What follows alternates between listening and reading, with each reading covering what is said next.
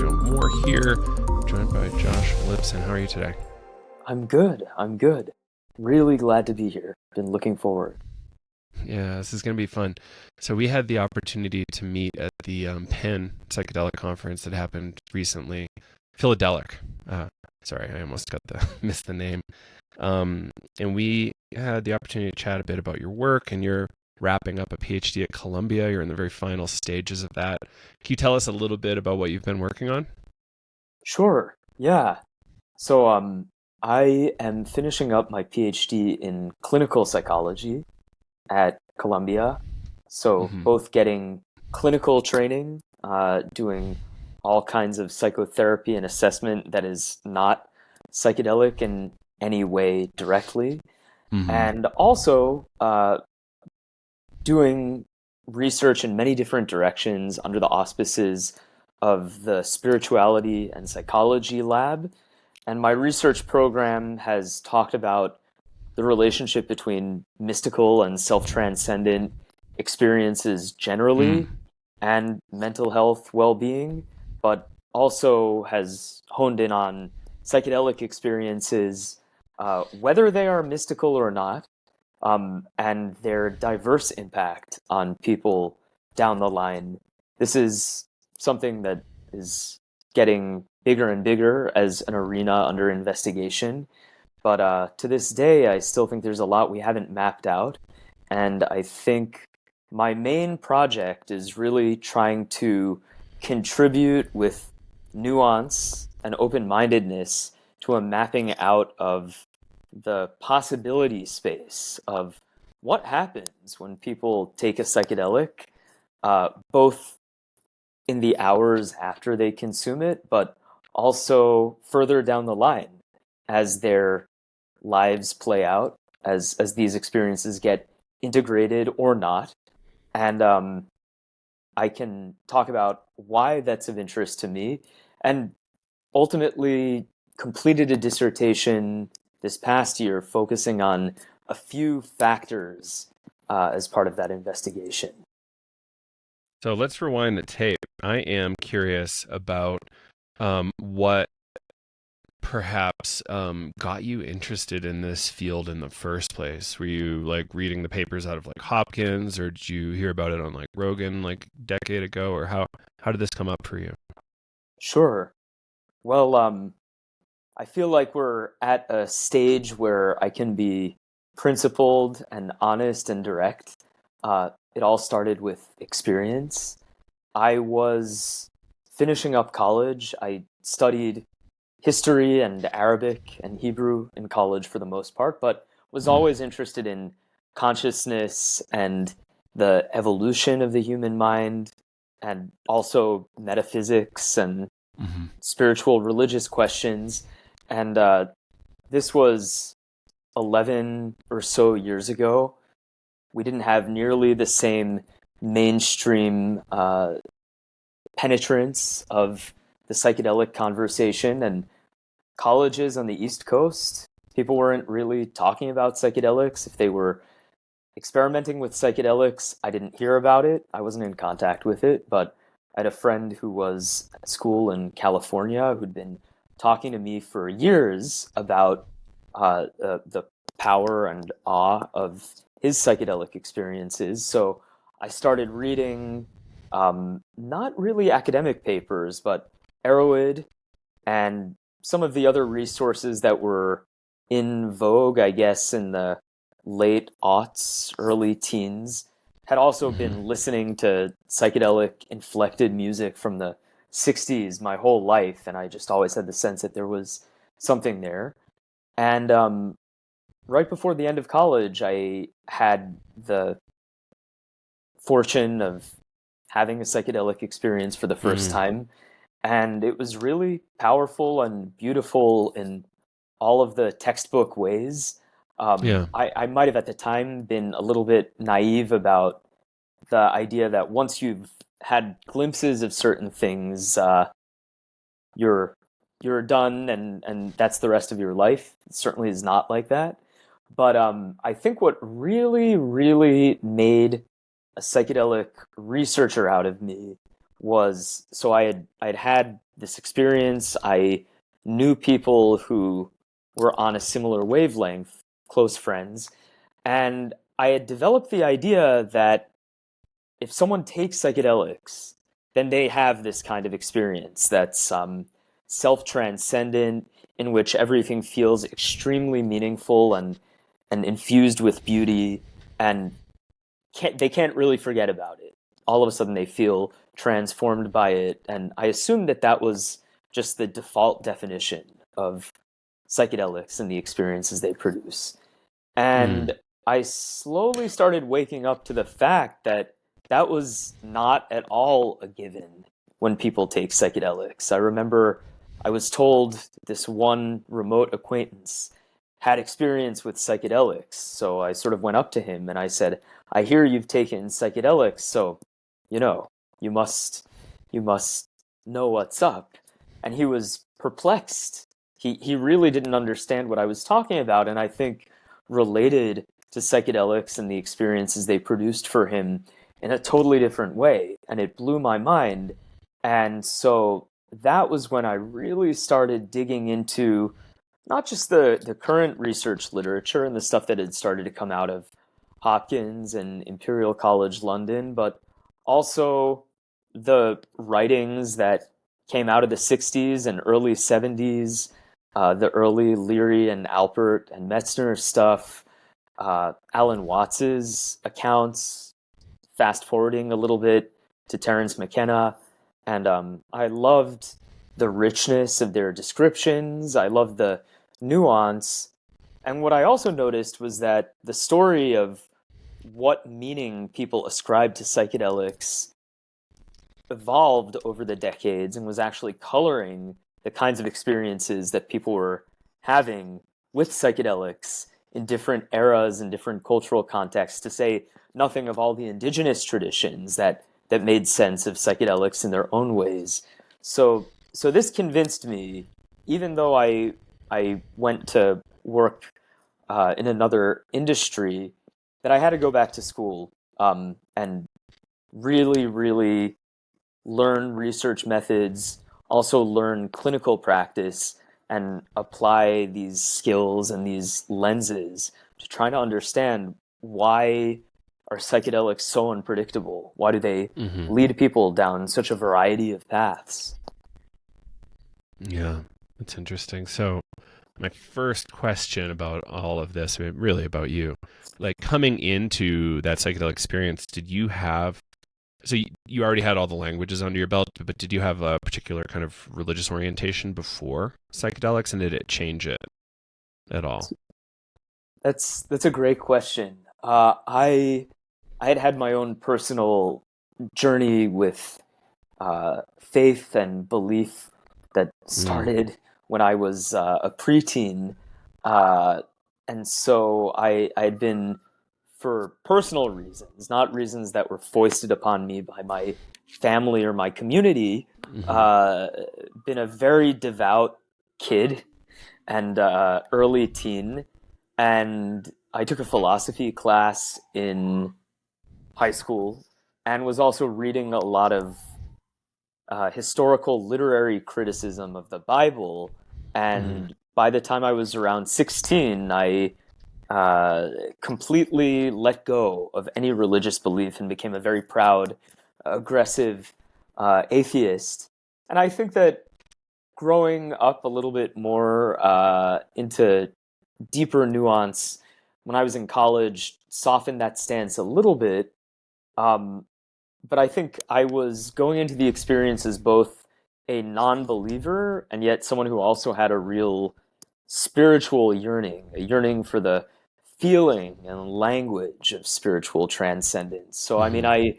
I come from a Jewish background, and so I had sort of the texts and the songs that, whether or not they were things that I was aligned with in terms of literal belief, provided some sense that religious or spiritual content could be anchoring or could be beautiful or could be poetically or metaphorically helpful. So I went into the experience as sort of a non-believer, but I also had some Psalms on my mind. Uh, I, Mm, I I knew that I was approaching something that was very serious and sacred, whatever that even meant. hmm. Cool. And then thank you for that. And the next one is like having these languages. Do you think that influenced any of your experience? I wonder. I'll say that several early experiences definitely involved a lot of play with the content of different languages and cultures and historical resonances. Um, like there was the cosmic dimension, but there was also the human, cultural, civilizational dimension. And I think it deepened my sense of embeddedness in ways that are both beautiful and challenging in human systems and human legacies and sort of the broad sweep of human history. So that's what I've always been a student of. And I think to this day, I find that that stuff can resonate really beautifully with psychedelic consciousness and with just more broadly mystical or spiritual consciousness. And I think there are some people who don't find that connection at all because it's not part of their package going Hmm. into it. Yeah, I love that. I can't help but think of somebody like a Brian Muraresku, kind of classicist with all these languages, and like what kind of the experience might be like for somebody like that. But you know, he's psychedelic naive, publicly at least, and then um, and I don't think he's all that interested either. Cool. So let's dig into what work you're doing on your PhD more deeply. So like how did you get kind of inspired for your project? Yeah.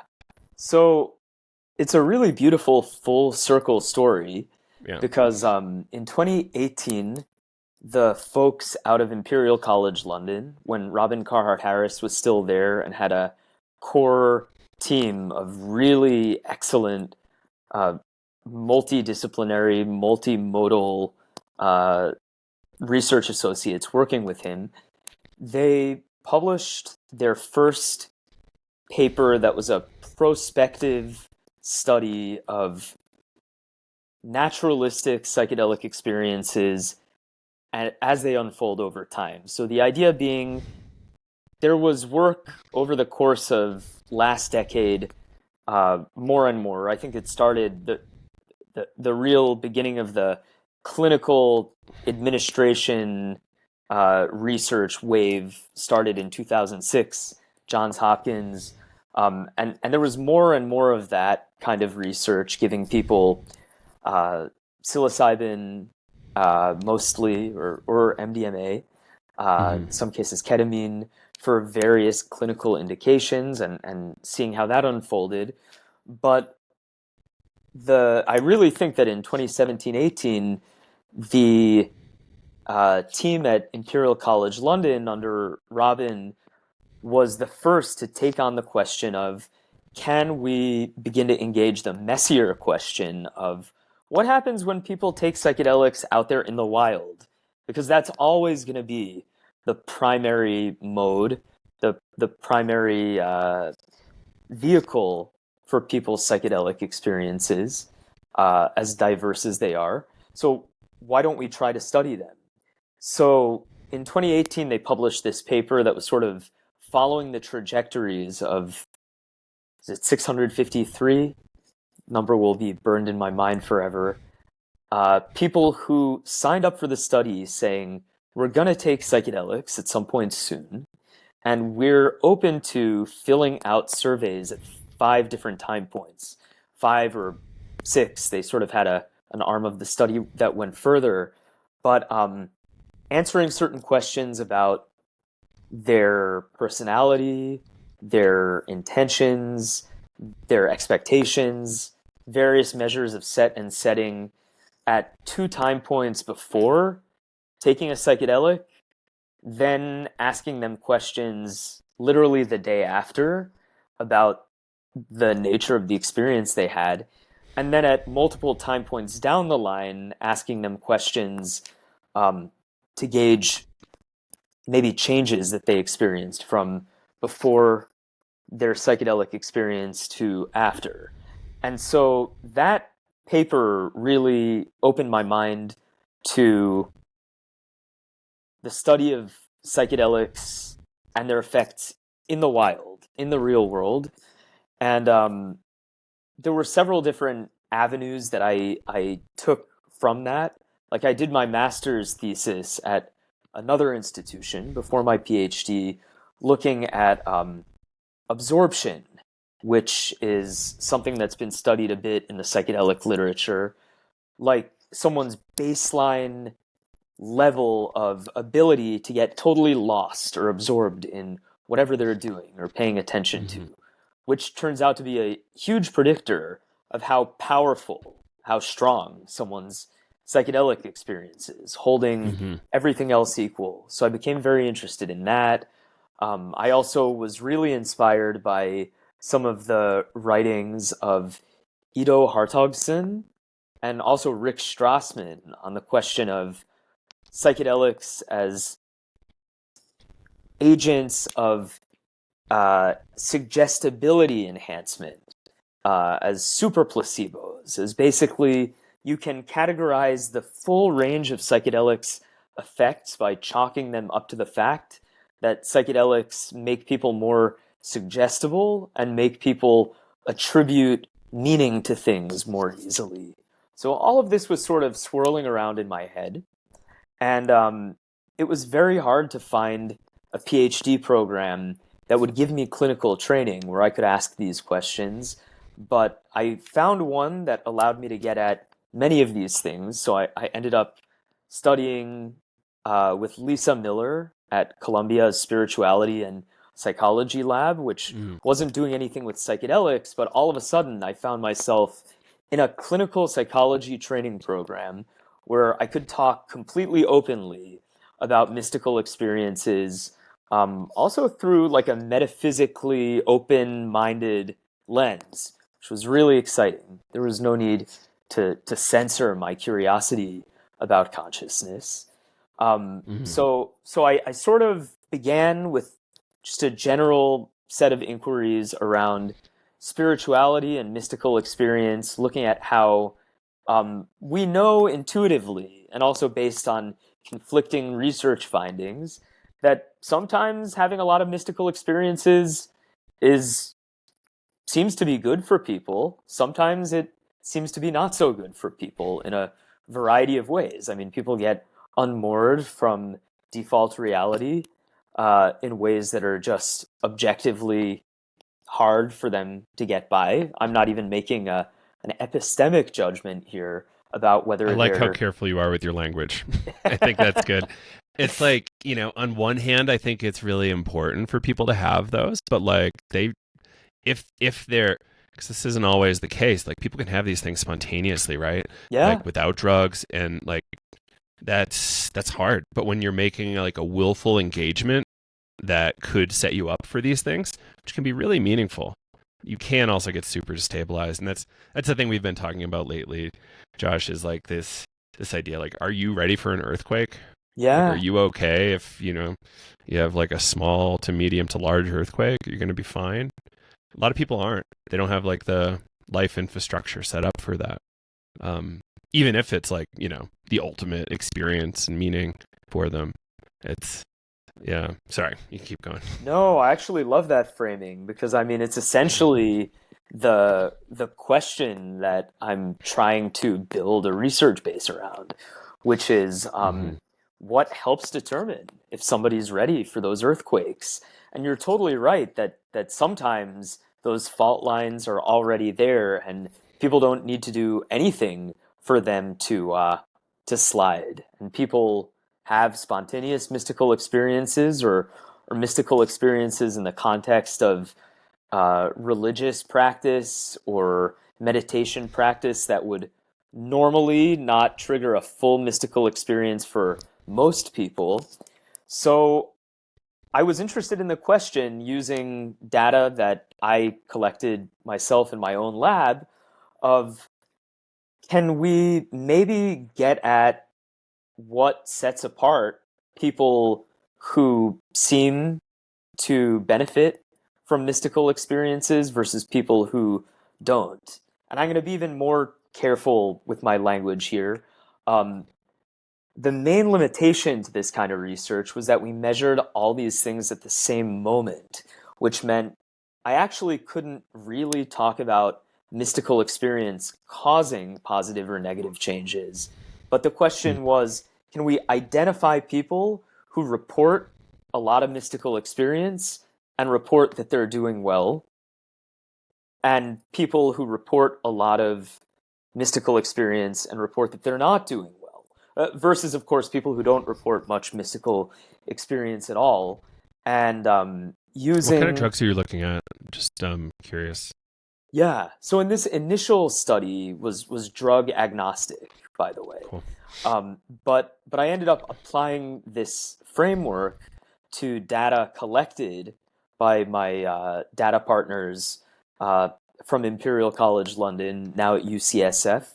And the majority of people in that sample, I think a very hefty majority, were talking about experiences either with psilocybin, with mushrooms, or LSD, but it was a wider variety than that. And also just, I, I think that's a super important question because these different drugs do have uh, overlaps, but also wildly different profiles, and it's important not to lump them together too much.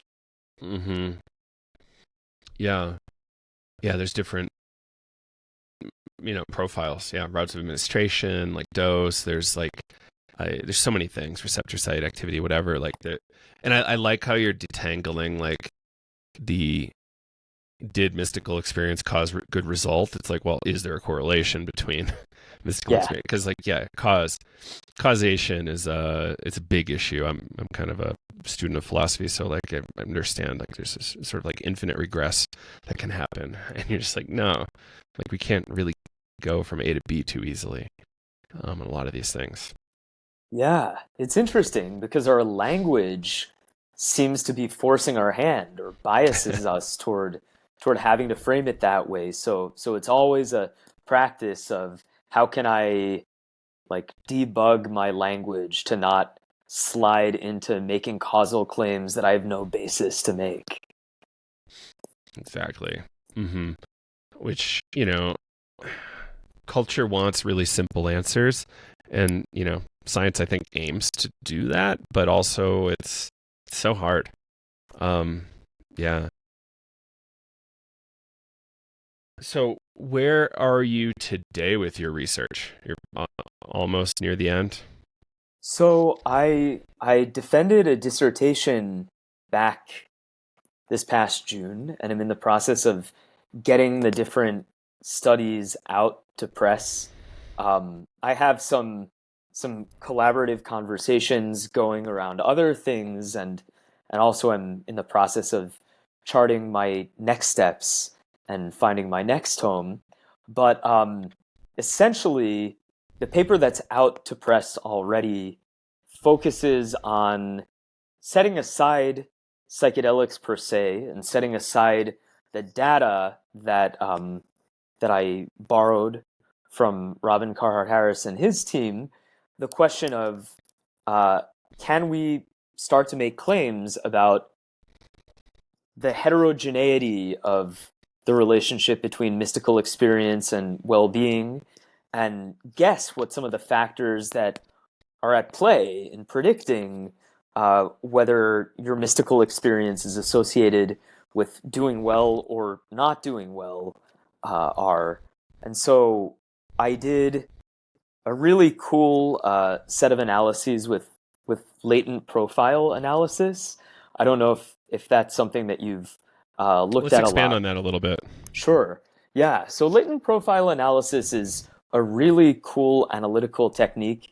You see it here and there in psychedelic research publications, but it's one way. Well, it's a variety of latent variable analysis where what you're trying to do is look at a data set, look at individuals who are arrayed along several different variables and trying to see, is there actually something else, a hidden variable hiding beneath the surface that explains some significant amount of the variance you're seeing among those different individuals. That using certain modeling techniques you can identify. Latent profile analysis is maybe the catchiest, I think, for me, easiest to wrap my head around of these different techniques. And the idea is, can you sort of say if you pre-specify a few different variables and you've got like 800 people and you've measured how much mystical experience they report, and some other things like how high in absorption are they, which is very related to propensity for having mystical experiences. And then you look at some mental health related variables like depression and anxiety symptoms. You take 800 people, you look at how they score on all of those, and you tell a specific program in R, okay, can you separate out clusters of people who seem to fall into different patterns or combinations among these variables? And so we were able to confirm that there is a type of person in this data set who's super mystical and sort of low in mental health disturbances, but there's also a type of person who's high in mystical experience, but really struggling with anxiety and depression. And then what we were able to do is figure out what are some of the variables, and we honed in on a specific set that set apart people in these two different profiles, these two different clusters. And so that's the first paper, and I could talk more about that. And I sort of just took that framework and applied it to psychedelic data, for several other papers that I'm working on, and better yet, those are psychedelic data that were taken at multiple time points. So even though you can't specifically claim causation, you can at least say, I know that this person was at this level of depression before and this level after, and this was how mystical their psychedelic experience was. So you can start to get a little bit more granular in terms of the time series, at least. So I I do not have a PhD. You almost have one. So like how was that process of like defense? Was that an interesting project for you in terms of like, kind of defending all this work that you put so much time into? It was. It was also interesting. I'll just say, the strange thing about a clinical psych PhD is that like you're doing this, but then I was also going into the hospital 2 days a week, and working with people who were actively psychotic or having manic episodes or who just attempted suicide. And so toggling between these two modes of like psychedelic researcher and crisis clinician, was pretty hard. Uh, and so it's actually funny. The smart way to play this game, I think, is when one of those things is too intense, too hard, bumming you out too much, just bury yourself in the other thing. So I think what was nice was I was able to look at this whole process of writing these papers and preparing for a defense, and I was like, "Hey, at least this is going to be easier and simpler and less emotionally distressing than watching someone get involuntarily sedated." So it was Mm. interesting. I was trying to get this done on a certain timeline for strategic reasons, but also because sort of my work was done. And so I got to put together a team of people who I knew would be available, would be willing to play ball with the schedule, but also who brought their own very interesting experiences and dispositions to the process. So obviously, I had my research advisor, who's um, a very prolific research professor, uh, but who isn't a specialist in psychedelic matters at all. And then, I actually worked with people who I first saw speak or met for the first time at conferences in the psychedelic community. I'm a huge Horizons goer. I've been to Horizons like 8 times. So, for example, I had Heidi Allen, who's the director of the psychedelic assisted training program at Columbia School of Social Work, was on my defense committee, and so we had sort of like an earlier stage dissertation proposal committee, and I barely knew her, but I could not believe how thoroughly she read my manuscript and like identified all the weak points. And it really Hmm. shaped the way I wrote it and framed it.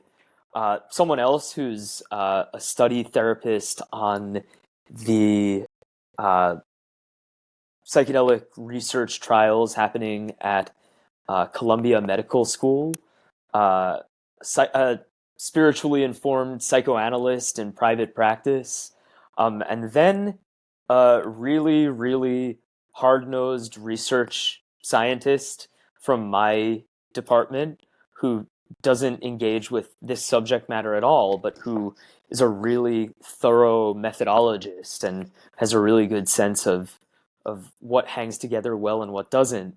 So assembling this team was a really interesting process.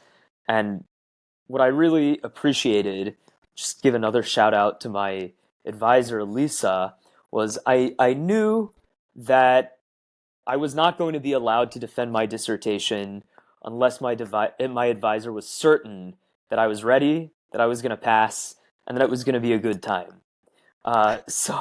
So I kind of didn't worry about it once I got all my work done, and then it ended up being like an extremely fun 2.5 hour long conversation.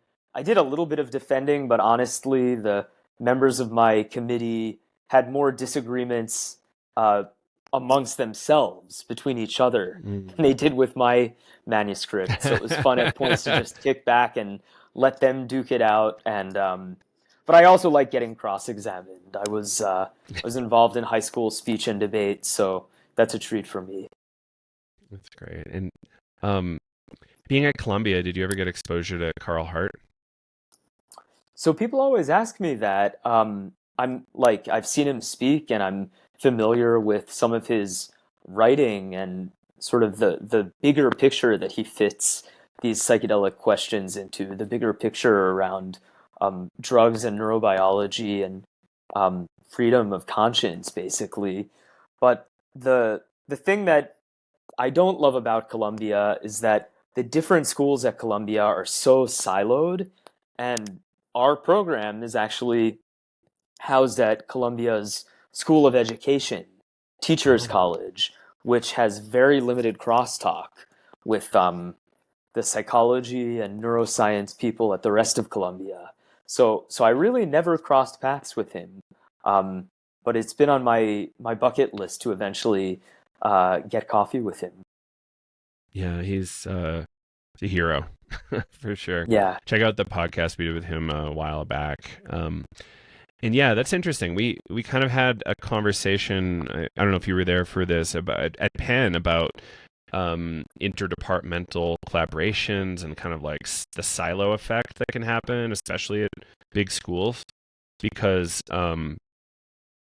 it's often the case that departments are kind of fighting for resources, yeah, and they have to like perform, and it's like a sort of competition almost, right, between groups to make sure they can keep getting good funding. And it's a fascinating problem. And they solved it through their collaborative that they built. So it's kind of like a established organization that like really encourages crosstalk. So I'm curious to see how other, major schools are going to kind of sort that out, including the Ivies.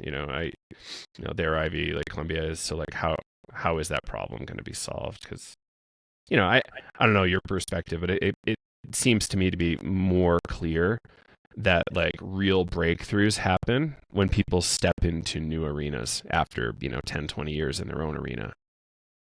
Yeah, I like that way of thinking about it. I think that that is generally the case. I think we could really take a page from Penn's book because I think I started the first psychedelic focused research project and program um, at Teachers College, at least. There was a lot of interest, especially among the clinical psychology master's students, but it was been hush hush, and I was able to put together a great team of research assistants. But there's tons of stuff happening at the med school.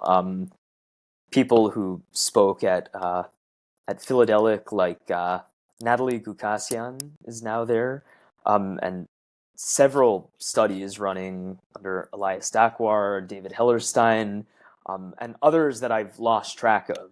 There's a whole training program for psychedelic assisted therapy at our social work school. You've got Carl Hart in arts and sciences, and probably a bunch of other people.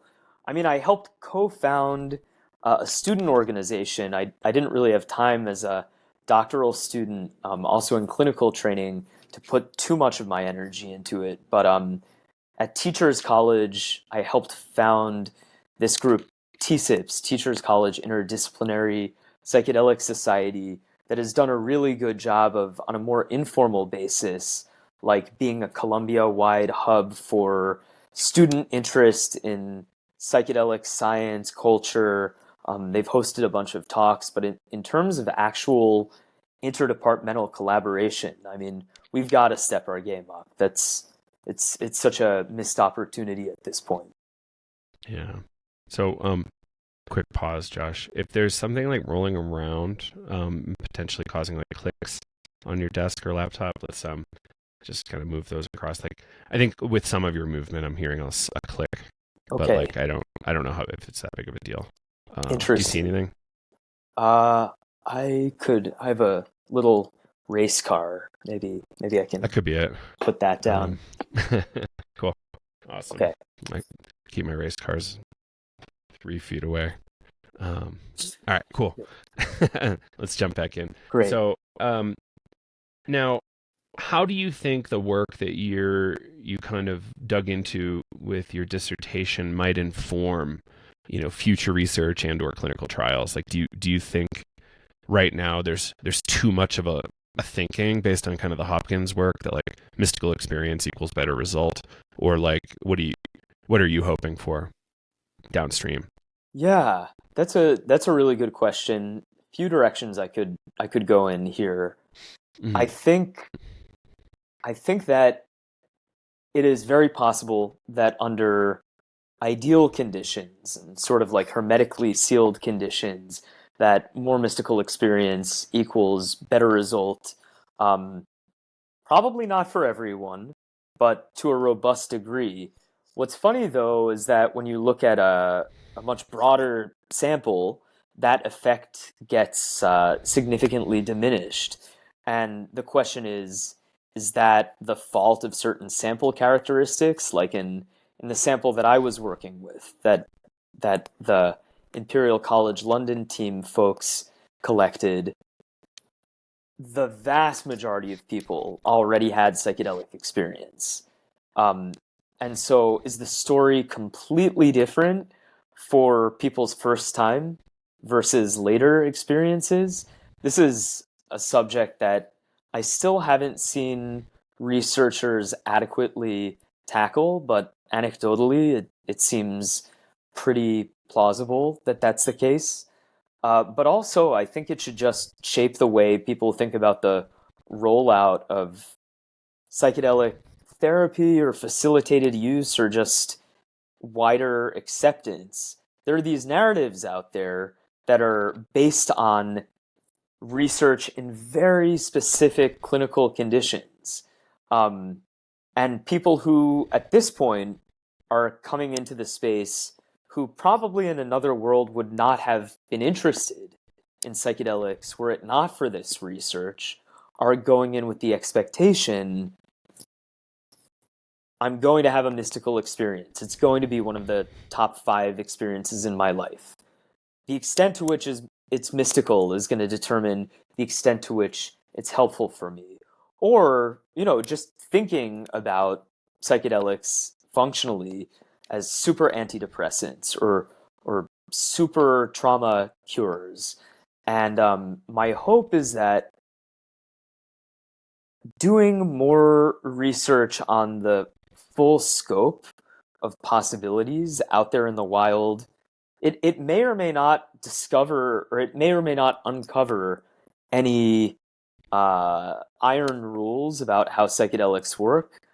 But my hope is that it'll bring more nuance to the conversation, because I think that any rollout of psychedelics, even in a supervised or therapeutic context, is going to be under really mixed, chaotic conditions. And the more we can demonstrate that heterogeneity and begin to at least identify what are some factors that protect against challenging experiences, or predict that a challenging experience will be integrated toward positive ends, or will predict whether a mystical experience helps you or hurts you, is vital for any line of psychedelic inquiry. So, for example, my hope is that some of the factors that we've focused on over the course of all these studies, both on mystical experiences, no matter what caused them, or psychedelic mediated mystical experiences, we keep coming back to these psychosocial and psychospiritual factors that in my first paper that's now out in the International Journal for the Psychology of Religion, we talk about under the framework of relational spirituality. So the idea that someone's baseline level of connection to others, to themselves, and to the bigger picture or a higher power, however you conceptualize that, are all predictive of people having better experiences integrating the mystical. So what's fun here is you're like taking a really great like scientific angle around like the mysticism thing, and mysticism tries to like kind of break categories a lot of times. And so I guess the first thing is kind of like, did you get any like training or exposure to like metaphysics in the philosophical sense, like to help kind of like grapple with mystical things at all? Not in a formal sense, Hmm. just sort of my own speculations and contemplation over a bunch of years, and just talking to the people who I think are most interesting in that realm, and uh, reading widely, but not formally. That's yet Hmm. again one of these pitfalls of like disciplinary silos in academia. I think we Hmm. are one of the most like metaphysically inclined uh, clinical psychology research labs you could possibly find, and yet there's no formal uh, training in thoughts.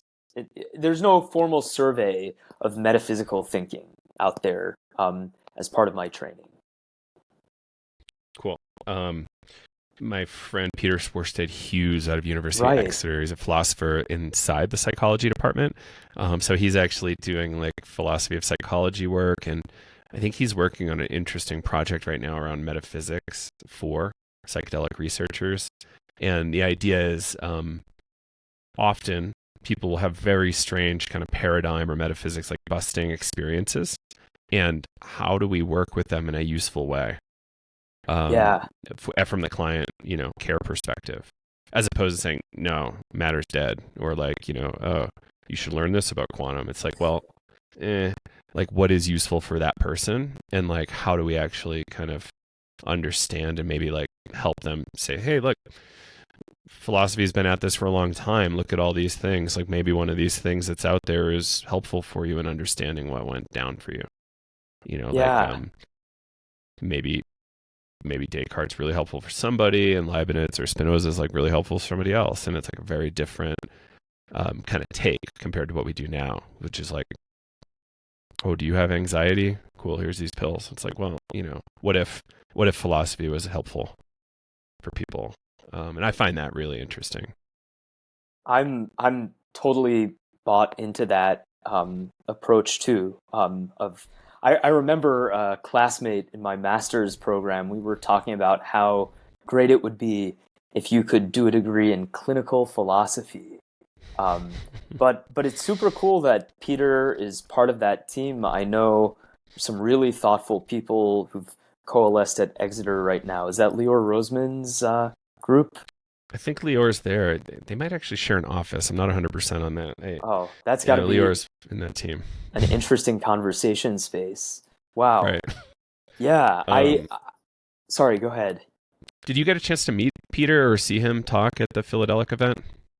I did. I also think that you and I started speaking right after or before you were in a conversation with him. But I'd also read and listened to some stuff of his, and one of my research assistants is also always bringing Peter's lenses into our lab group conversations. So I feel like that kind of integration is the next step, and the methods I used in my doctoral research were drawing on what was available in data collection circa the late teens in the context of psychology research.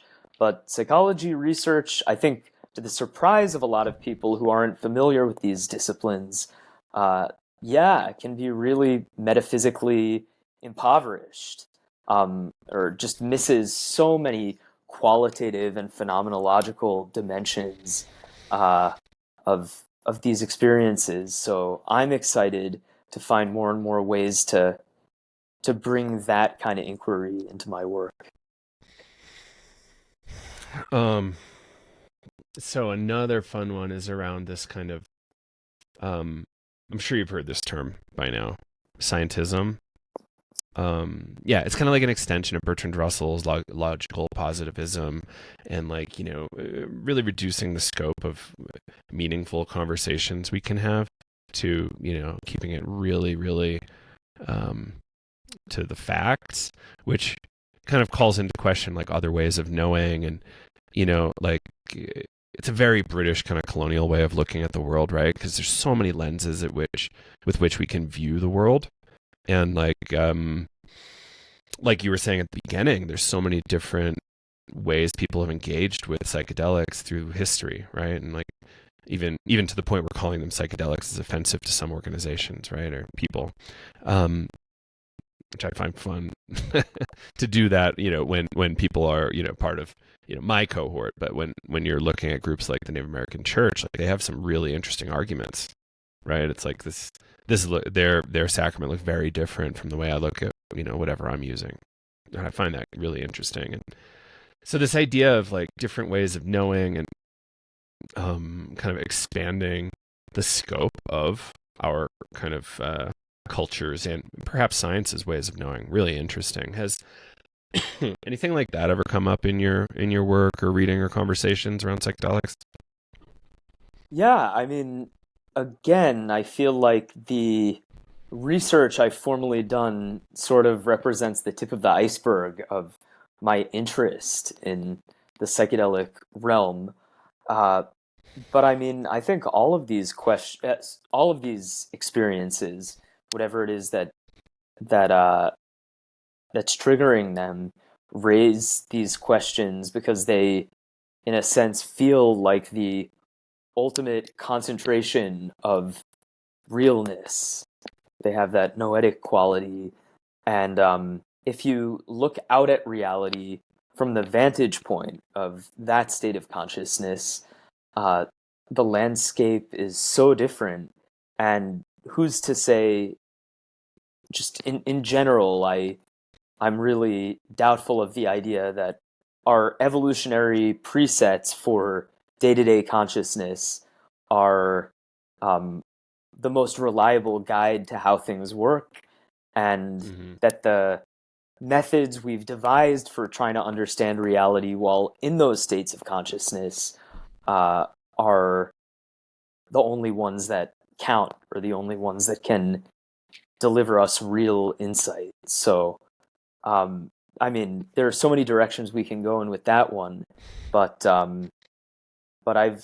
this is reminding me of uh, what I feel like was a pretty radical statement of that uh, point of view.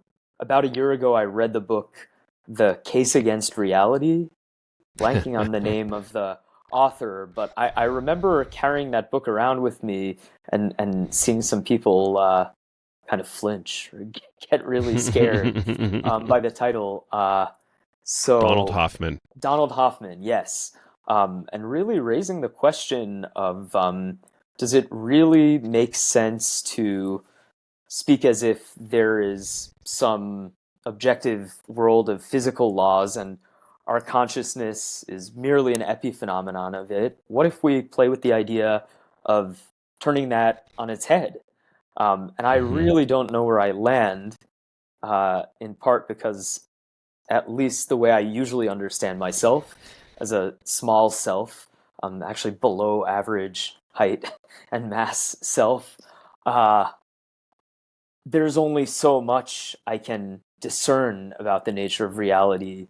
But I'm comfortable with the play and doubt of it. And I think that's what's so fun about not only um, philosophical speculation, but also um, the doors that psychedelic experiences can unlock. In a way, it feels like it allows people to go to a metaphysical playground or jungle gym and live the questions that otherwise are most of the time just speculative exercises. I don't know that that's good for everyone.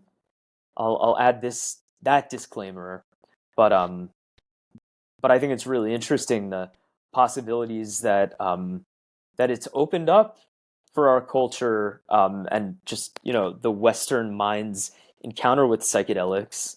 I think was maybe the death knell of uh, 20th century modernism, because all of a sudden this we've reached the end of history ideology that actually like traces back to the decades before World War One, that continued to evolve through the world wars, and reached Hmm. its zenith, I think, in 50s America, and all the space aged fantasies that actually were accompanied by really suffocating cultural conservatism, uh, all of a sudden received this huge influx of what if things are actually a lot bigger?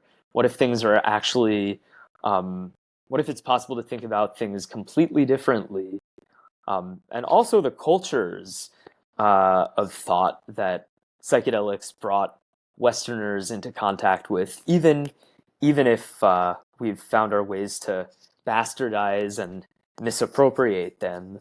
Uh, I know I'm rambling here, but I feel like we sometimes forget that psychedelics have already transformed global consciousness. We're Hmm. all actually living in the aftermath of that. I saw some data recently that 25% roughly of American adults have used psychedelics, which I think is Wow, really fascinating, despite legal status. Uh, Fascinating. And super then fascinating.